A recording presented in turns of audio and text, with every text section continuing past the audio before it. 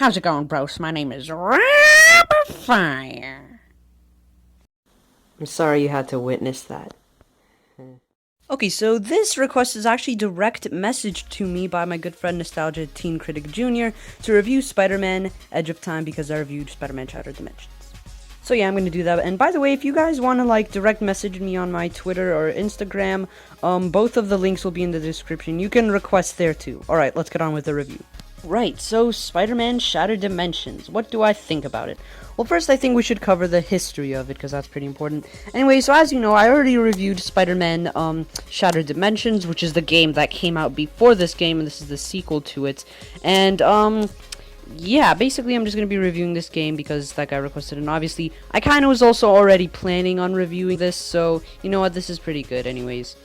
So, yeah, as you can tell, this is the sequel to Spider-Man Shattered Dimensions. It came out a year later, and, it kinda doesn't really feel as much of a sequel. To me, it sort of felt like an extended, super much longer DLC to the first game, and I think I'll get into that later.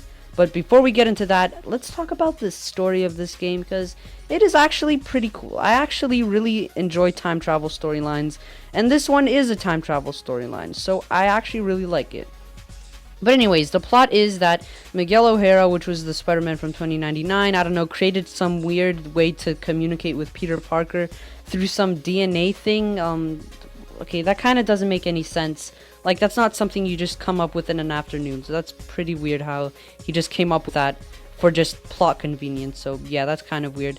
But anyways, yeah, he basically gets Peter Parker because he finds out that his evil boss, which is the head of Alchemax, the company he works for, planning on going back in time to start their evil company much more earlier, and yeah, it pretty much changes the future, and Miguel O'Hara witnessed it, so he's the only person that has any memory of it, so he gets Peter along with him to go help him with this. And yeah, what do I think about this story? It's pretty good, I have to actually say. It does have a few plot holes here and there, and it does tie in pretty well with the gameplay and all of that, because yeah, actually, this whole entire game actually feels like you're in a rush, which is pretty good for a time travel game, because it always feels like, oh my god, I have to complete this, I have so little time. So yeah, it actually does a really good job at incorporating the gameplay with the story. You pretty much play as Miguel O'Hara and Peter Parker into different segments of the game, which are either in the future or in the past, and you pretty much have to change some stuff in the past to alter the future. And that's actually pretty funny for me because, I don't know. Can you imagine being an Alchemax worker and then all of a sudden your work just disappears because Spider-Man altered something in the past? So yeah, the story does have a few plot holes in it. For example, one of the main villains is Anti-Venom, and he pretty much bombs Alchemax for some reason. I don't even know why he does that, actually. But yeah, it does have a few plot holes, but for the most part, it's pretty good, especially for this game. Oh, and by the way, there's actually another thing I really want to mention about the plot of this. Okay, so for some reason, I kind of feel like this game would have worked much better as the first game in this series. Now, this is because in the first game, it sort of felt more grand and epic, with all the Spideys meeting up and going on this big fat multiversal event, going to several different locations, while in this one you only have 2 locations, just the New York and the futuristic New York, and actually 3 locations, the post-apocalyptic New York. But still, this one is just with 2 Spideys, and yeah, it's pretty much just time travel. If you had to compare alternate dimensions to time travel, alternate dimension sort of seems like the bigger concept. And most of the time in a lot of duos, a lot of duo pieces of media, in the first one, they sort of stay in their normal location, but in the second one, they expand on it. In this one, they kind of stayed in the same location. They still traveled, but it's still less locations than the other game. Another game also had just more people in it, and this one only has the 2 of them. Which is why I mentioned that this just felt like a DLC for that game, and it felt like it was just used with parts that they didn't use for the first game. That's sort of just what it felt like, and a lot of games do feel like that, actually. It just feels like parts that they didn't use of the first game, and they just put it into this one, which is true, because it was made 1 year later. Come on. Yeah, I think it just would have worked way better if it was just the first game in the series, because I don't know, it just feels like it would have worked better if this was the first game, and the second game, they expanded more by bringing in more alternate versions of Spidey and going, like, can you imagine that? Okay, in the first game, they have multiple versions of Spidey, and then rather than adding to that and adding more, they just minimize it. So it would have made more sense if this was the first game, and the second game was Shattered Dimensions. And there's actually a game series that has 2 games in it that actually did this. The Chrono Trigger series. The first Chrono Trigger game dealt with time travel, and the second one dealt with alternate dimensions. So I just feel like that would have been way more convenient, and that would have been better. But yeah, anyways, let's get back to the actual review, even though I was just reviewing it. Yeah, my grammar sucks. Okay, now despite all these criticisms that I'm giving it, it's not to say that it's a bad game. It's just using a lot of the same things in the gameplay and stuff as the first game. And as for the story, yeah, it does have a few plot holes, but I'm not gonna lie, I actually like it better than the first game. It's much more focused, and the characters actually behave more like their comic book counterparts, especially with Miguel O'Hara. And I also really like Josh Keaton as the main Peter Parker not 616, but the main Peter Parker Spider-Man. And if you don't know who Josh Keaton is, he's the actor of Spider-Man from the Spectacular Spider-Man cartoon series. And also, if you can't tell, I'm actually going to be saying Spider-Man a lot in this video, so Spider-Man, Spider-Man, Spider-Man, Spider-Man! God, I think I used that same exact joke in my Shattered Dimensions review. Clearly running out of ideas. Okay, anyways, another thing that I really like about this game is that it's actually a lot more focused than the last one. Since there's not that much characters, it has the ability to be much more focused.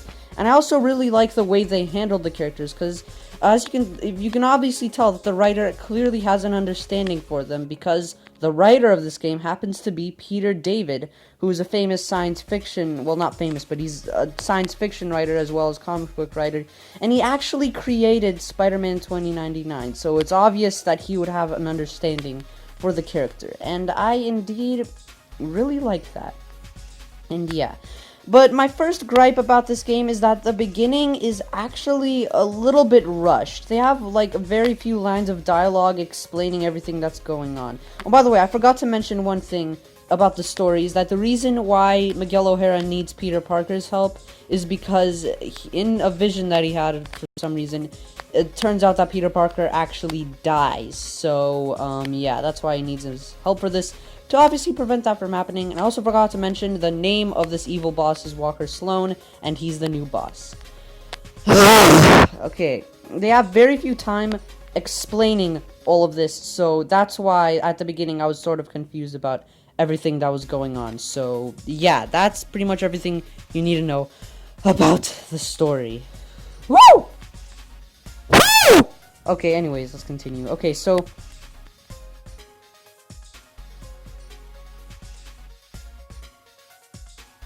sorry about that long pause over there, it's just my stupid editing software.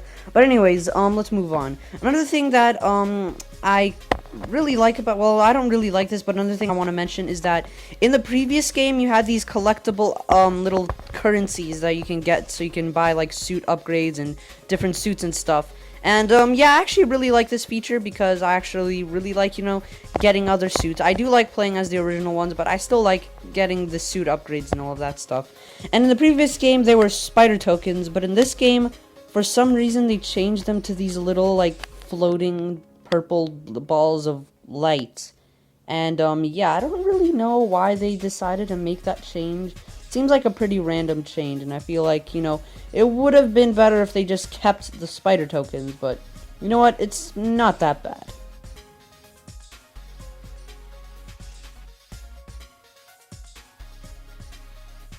One thing that I also like is that during gameplay segments, you actually see the other main character in the little corner, and I really like that because it shows that each character is dealing with their own problems and are doing their own thing while working together, and I just really like that. But one thing that I don't like is Venom, because he's in this game for some reason.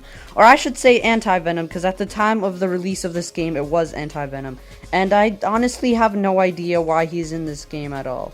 So Walker Sloan basically brainwashed him into working for him to help him do something. Okay, yeah, I don't know why he brainwashed him to do something, because He said it was to bomb Alchemax or something like that. Okay, Venom is basically in this game just because he's Spider-Man's greatest enemy and they had to find a way to fit him in here somehow.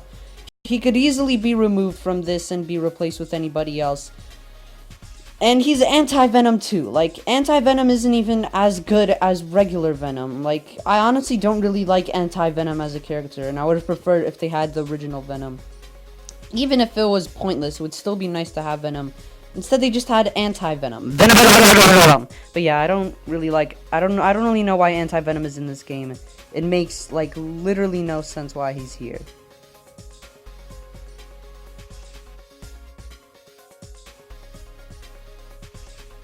I guess the only logical thing that Venom actually does that helps move the story is that, well, he is actually the one who was meant to kill Peter Parker in the other timeline, but luckily in this timeline, since Miguel O'Hara was here, he prevented that and nursed him back to health after he lost the battle with Anti-Venom. But then again, that could have been easily replaced with anybody. Anti-Venom is just pointless to the plot, man. Jeez. God.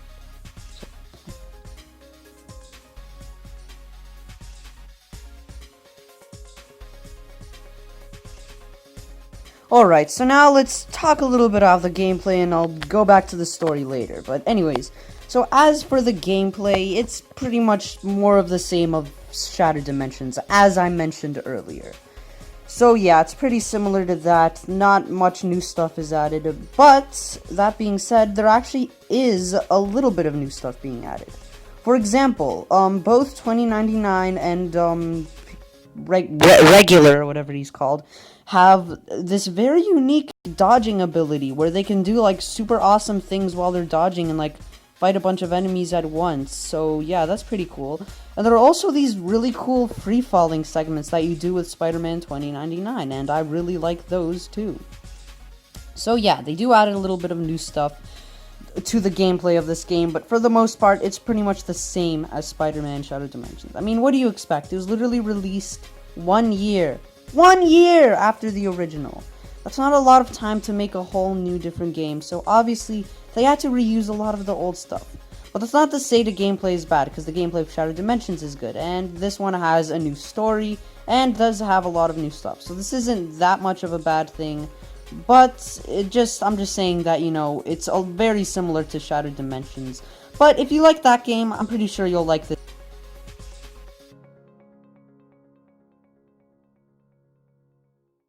game too. I'm sorry about that little glitch in the audio. It's not my fault, guys. It's my stupid editing software. I need to get a new editing software. Anyways, let's move on to the story because there's a very big part coming up. Okay, so there's actually a big reveal about the main villain, Walker Sloan, which I'm not gonna spoil for you, but the game is a little bit old, so but I'm just gonna leave spoilers out of this video because yeah, it's my channel and I can do whatever I want, and I'm deciding to not spoil it. But yeah, there's a big character reveal about that.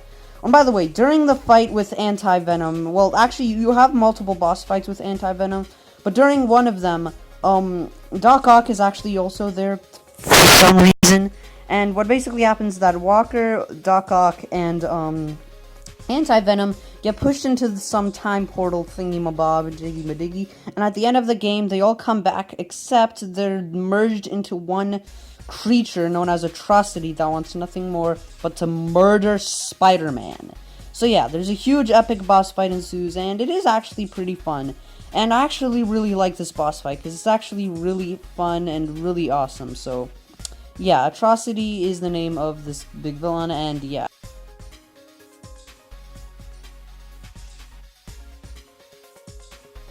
Another thing that I can really appreciate about this game, and Shattered Dimensions for that matter, is that it actually made Spider-Man 2099 more popular.